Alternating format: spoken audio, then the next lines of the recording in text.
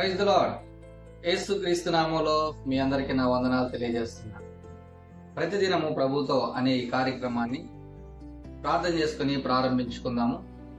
పరిశుద్ధుడా, మీకు వందనాలు నాయన. మరొక ఉదయకాల సమయాన మీ మాటలు వినడానికి చేరిన ప్రతి బిడ్డని బట్టి మీకు వందనాలు చెల్లిస్తుంటున్నా.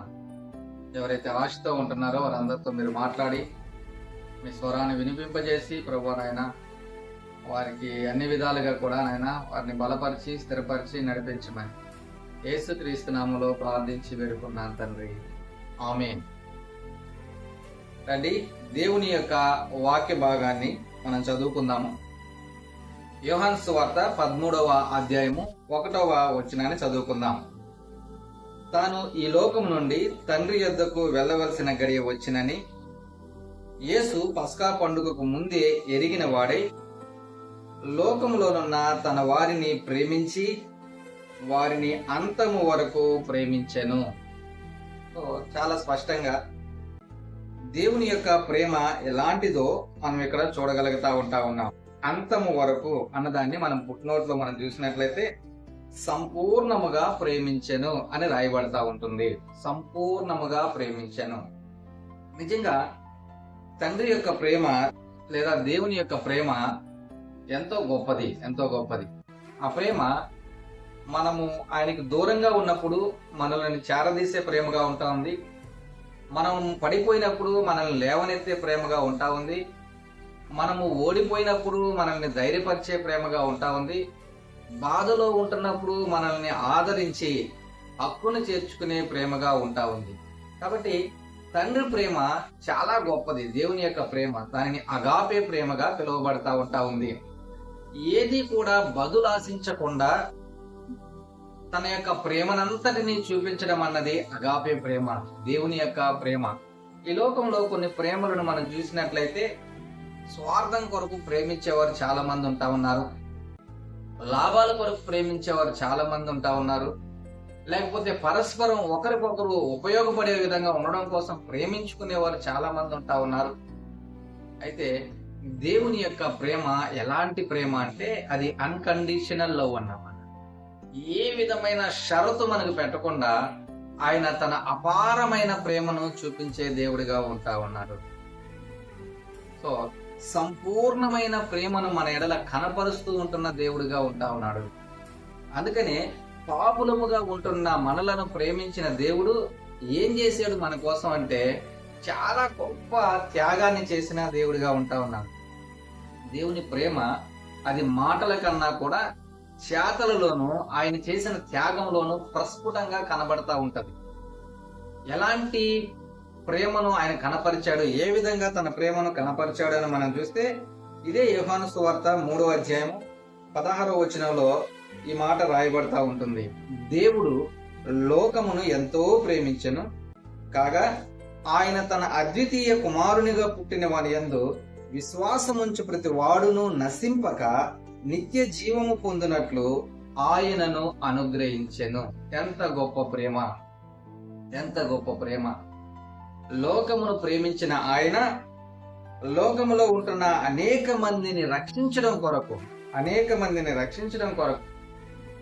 నిత్య నాశనములో నుంచి, నరకంలో నుంచి తప్పించి నిత్య జీవమునకు హక్కుదారులను చేయడం కోసం, నిత్య జీవమునకు వారసులను చేయడం కోసం తన ప్రియ కుమారుడు అద్వితీయ కుమారుణ్ణి మన కొరకు బలిగా ఇచ్చివేసిన దేవుడిగా ఉంటా ఉన్నాం. ఎంత గొప్ప ప్రేమ, ఎంత గొప్ప.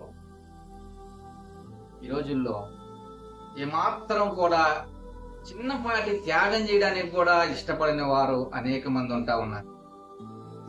అయితే పాపపు కంపు కొడుతూ ఉంటున్న లోకములో పాపపు జీవితాన్ని జీవిస్తూ ఉంటున్న మానవాళి కొరకు పరిశుద్ధుడైన ఆయన తన అద్వితీయ కుమారుణ్ణి త్యాగపూర్వకంగా బలియాగంగా ఇవ్వడానికి ఇష్టపడ్డాడు.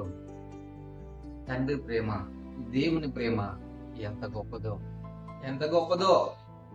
యేసుక్రీస్తు ప్రభువుగా లోక రక్షకుడిగా ఈ భూమి మీద ఆయన అవతరించిన తర్వాత ఆ కలువరి సిలువలో తను చేసిన త్యాగము, యాగము మనం జ్ఞాపకం చేసుకుంటే తండ్రి మనల్ని ఎంతగా ప్రేమించాడో, దేవుడు మనల్ని ఎంతగా ప్రేమించాడో ఆ ప్రేమ మనకు చాలా స్పష్టంగా ఆ కలువరి సిలువలో కనబడతా ఉంది. ఈ మాటలు వింటున్న ప్రియమైన సహోదరుడా, సహోదరి, ఇలాంటి గొప్ప తండ్రి ప్రేమ నీకు కావాలని నువ్వు కోరుకుంటున్నట్లయితే, ఇలాంటి ప్రేమని నువ్వు పొందుకోవాలని ఆశిస్తూ ఉంటున్నట్లయితే, అయ్యో నన్ను ప్రేమించేవారు ఎవరు లేరే, నన్ను పట్టించుకునేవారు ఎవరు లేరే, నన్ను అందరూ కూడా వెలేసినట్లుగా చూస్తా ఉంటా ఉన్నారే, నేను ఒంటరినైపోయానే అనే దిగులులో, బాధలో నువ్వు ఒకవేళ ఉన్నట్లయితే, నిన్నెంతగానో ప్రేమించే దేవుడు నీ కొరకు ఎదురు చూస్తుంటున్న వాడిగా ఉంటా ఉన్నాడు. నిన్నెంతగానో ప్రేమించే దేవుడు నీ కొరకు తన చేతులు చాపిన వాడిగా ఉంటా ఉన్నాడు. ఆయన నిన్ను ఎంతో ప్రేమించాడు. అందుకనే నీ కొరకు యేసుక్రీస్తు ప్రభువుగా ఈ లోకానికి రావడానికి ఇష్టపడ్డాడు. ఆయన నిన్ను ఎంతో ప్రేమించాడు. అందుకని నీ కొరకు నువ్వు పొందవలసిన పాపపు శిక్షనంతా ఆయన పొందుకున్నవాడిగా ఉంటా ఉన్నాడు. నిన్ను తప్పించాడు. సో ఇక ముందు కూడా నిన్ను కాచే దేవుడుగాను, భద్రపరిచే దేవుడుగాను, కాపుదలనిచ్చే దేవుడుగాను, సహాయపడే దేవుడుగాను, నీకు అన్ని రీతిలుగా ఆదుకునే దేవుడుగాను ఆయన ఉండడానికి ఇష్టపడుతుంటున్న వాడిగా ఉంటావు. కాబట్టి ఇలాంటి దేవుని ప్రేమ, ఇలాంటి తండ్రి ప్రేమ నీకు కూడా కావాలి నేను కోరుకుంటున్నట్లయితే, దేవాతి దేవునితో ఒక మాట అడుగు. ప్రభువా, నీ ప్రేమ పొందుకోవాలని నేను ఆశపడుతున్నాను నాయన, నన్ను కూడా ప్రేమించయ్యా, నీ ప్రేమను నాకు కూడా చూపించి నీ కౌగిట్లో నన్ను చేర్చుకో ప్రభు అని చిన్న ప్రార్థన చేయి. దేవుడు నీకు సహాయం చేస్తాడు. ఆయన ప్రేమను నువ్వు పొందుకొని ఆనందించగలవు. ప్రార్థన చేసుకుందాం. పరిశుద్ధుడైన తండ్రి, ప్రేమ కలిగిన మా దేవ, నీ కొందనాలు. తండ్రి ప్రేమ ఎంత గొప్పదో మేము చూడడానికి, వినడానికి ఏమనైనా మీరు మాకు ఇచ్చిన ఈ సమయాన్ని బట్టి మీకు వందనాలు. ఎవరైతే అలాంటి ప్రేమ కావాలని ఆశపడతా ఉంటున్నారో, కోరుకుంటా ఉన్నారో, వారందరికీ దేవనైనా మీ ప్రేమను అందించమని వేడుకుంటున్నాను. మీ ప్రేమలో వారు మునగడానికి, మీ ప్రేమను వారు అనుభవించడానికి, ఆనందించడానికి సహాయం చేయమని వేడుకుంటున్నాను. యేసుక్రీస్తు నామములో ప్రార్థించి వేడుకుంటున్నాను తండ్రి. ఆమేన్. God bless you.